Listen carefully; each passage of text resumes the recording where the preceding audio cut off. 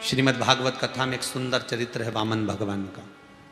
आप लोगों ने श्रीमद् भागवत कथा बहुत सुनी होगी, बहुत सुनी होगी श्रीमद् भागवत कथा। तो उसमें आपने सुना होगा जिस समय पर राजा बलि के दरवाजे पर वामन भगवान भिक्षा मांगने के लिए जा रहे हैं कि मुझे भिक्षा दे दीजिए 3 पग। राजा बलि दरवाजे पर खड़ा हुआ है। बोलो महाराज ब्राह्मण देवता, मैं आपको क्या दूं? भिक्षा 3 पग, बस 3 पग।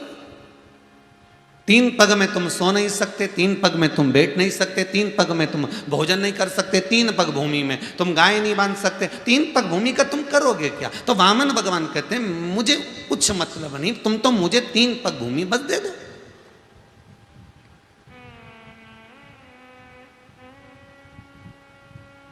आप तो केवल मुझे 3 पग भूमि दीजिए, मुझे उससे कोई मतलब ही नहीं कि आप 3 पग भूमि में क्या करना है। नहीं प्रभु, एक काम करता हूँ। राजा बलि कहता मैं अपने पांव से नाप कर आपको दे देता हूँ। वामन भगवान ने मन में सोचा अगर तेरे पांव से नब्बाना होता तो मैं यहाँ आया काय को रे? मैं तेरे दरवाजे पर मांगने क्यों आया? अगर तेरे पांव से नब्बाना होता तो मुझे तेरे पांव से नहीं नब्बाना, मुझे तो तू 3 पग भूमि देने का संकल्प कर। और राजा बलि कहता ठीक है मैं 3 पग भूमि देता हूँ। संकल्प छोड़ने के लिए जल मांगा वामन भगवान से, वामन भगवान ने मना कर दिया मेरे पास जल नहीं, जाओ अंदर से कमंडल लाओ, जल लाओ। अंदर गया, शुक्राचार्य जी का कमंडल उठाकर चला। पूरी दुनिया में आपने दर्शन करा होगा कि जब जब गुरु और चेले चलते हैं तो गुरु आगे चलता है, चेला पीछे चलता है। पर आज श्रीमद् भागवत कथा का दर्शन करोगे और उसमें वामन चरित्र को यदि आप पढ़ोगे, वामन चरणारविंद का उस रसास्वादन को आप करोगे, श्री वामन चरित्र का स्मरण करोगे तो उसमें शुक्राचार्य जी पीछे चल रहे हैं और राजा बलि आगे चल रहा है। क्यों?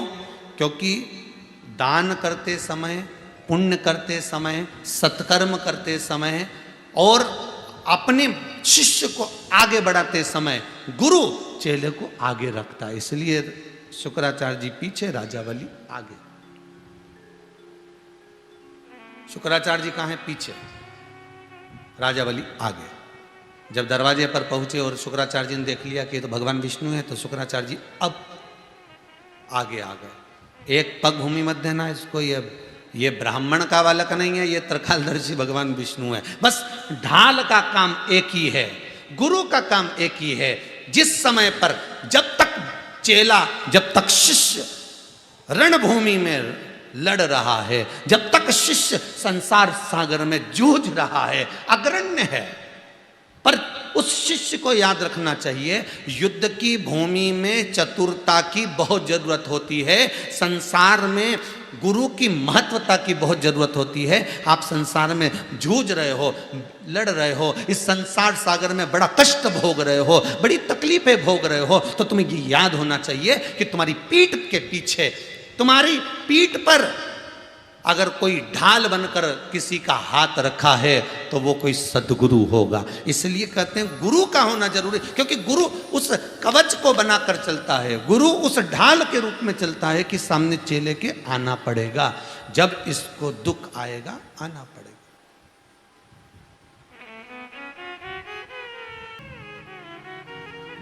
जब दुख आए, जब तकलीफ आए, जब कष्ट आए, जब रोग बढ़ जाए, जब तकलीफ बढ़ जाए, तब गुरु को याद करो, सम्मुख में गुरु आएगा।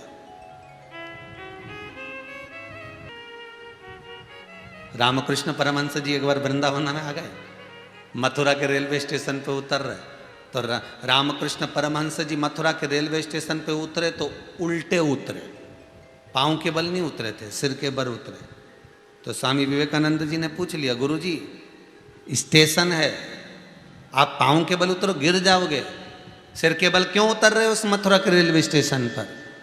रामकृष्ण परमहंस जी कहते हैं जिस ब्रज की रज में मेरे कृष्ण ने, जिस ब्रज की रज में मेरे ठाकुर ने, जिस ब्रज की रज में मेरे नारायण ने अपना चरण रखा था, उस ब्रज की रज में मैं सबसे पहले अपना सिर रखना चाहता हूं। इसलिए सिर के बल उतरे थे, पांव के बल नहीं उतरे थे, मस्तक के बल उतरे थे। पूरे मथुरा के लोग वहां पर रामकृष्ण परमहंस जी को घेर लिए और रामकृष्ण परमहंस जी को घेर कर सबने एक प्रश्न कर दिया, गुरुदेव हमारे मन के संशय को मिटा दो। गुरु जी ने पूछा कौन सा संशय है आपका? आपके भीतर का संशय क्या है वो बताइए। तो कहा हमारे भीतर का संशय एक है कि आधी रात को भगवान बंसी बजाते थे और गोपियां अपना घर छोड़ कर आ जाती थीं, सुध भूल कर आ जाती थीं। ऐसा बंसी में था क्या कि गोपियां आधी रात को भाग कर आ जाती थी? गोपियां अपना घर छोड़ देती थी, गोपियां अपने बच्चों को छोड़ देती थी, गोपियां अपने पतियों को छोड़ देती थी और भागकर यमुना जी के घाट पर पहुंच जाती थी। आखिर उस बंसी में ऐसा क्या था? हमारा बस इतना सा प्रश्न, उसका उत्तर दे दीजिए। उस बंसी में ऐसा क्या था जो गोपियां भाग कर आ जाती थी? रामकृष्ण परमहंस जी ने कहा, इतनी भीड़, लाखों की जनता और प्रश्न भी बड़ा भारी है। रामकृष्ण परमहंस जी बोले, रात को 2:30 बजे उत्तर दूंगा, वही यमुना के घाट पर, जिसको आना हो आ जाना, सुना दूंगा कि आखिर बंसी में ऐसा क्या था जो गोपियां आधी रात को दौड़कर अपना परिवार छोड़कर आ जाती थी। 2:30 बजे रात को रामकृष्ण परमहंस जी मथुरा में यमुना के घाट पर उत्तर देने वाले थे। रात्रि को 11 बजे से भीड़ बढ़ना जो चालू हुई, इतनी भीड़ ऐसी बढ़ती चली गई, ऐसी बढ़ती चली गई कि सारे जितने मथुरा के निवासी, वृंदावन, गोकुल, बरसाना, आनंद गांव, ब्रजधाम के सब की सब यमुना जी के घाट पर पहुंच गए। आज गुरुदेव उत्तर देंगे कि बंसी में ऐसा क्या था जो गोपियां आधी रात को अपना घर छोड़कर आती थी। 2:30 बजे उत्तर देना था, 2 बजे सब इकट्ठे हो गए, 2:30 बज गई, रामकृष्ण परमहंस जी नहीं आए, गुरुदेव नहीं आए। 3 बज गई, गुरु जी नहीं आए। 3:30 बज गई, गुरुजी नहीं आए। 4 बज गई, गुरुजी नहीं आए। 4:30 बज गई, गुरुजी नहीं आए। 5 बज गई, गुरुजी पहुंच गए। अब गुरुजी पहुंचे, सबने प्रश्न किया, क्या बात है? बस प्रश्न इतना सा है कि भगवान की बंसी में ऐसा क्या था? गोपियां अपना सुध भूल कर चली जाती थी, ऐसा क्या था? आधी रात को गोपियां दौड़ जाती थी, भगवान की बंसी में ऐसा क्या था? रामकृष्ण परमहंस जी बोले, बंसी में क्या था वो तो मुझे नहीं मालूम, परंतु आज भी उनकी बंसी में दम है, इसलिए पूरी रात से तुम सब यहाँ खड़े हुए हो, पूरी रात से तुम लोग यहाँ खड़े हो।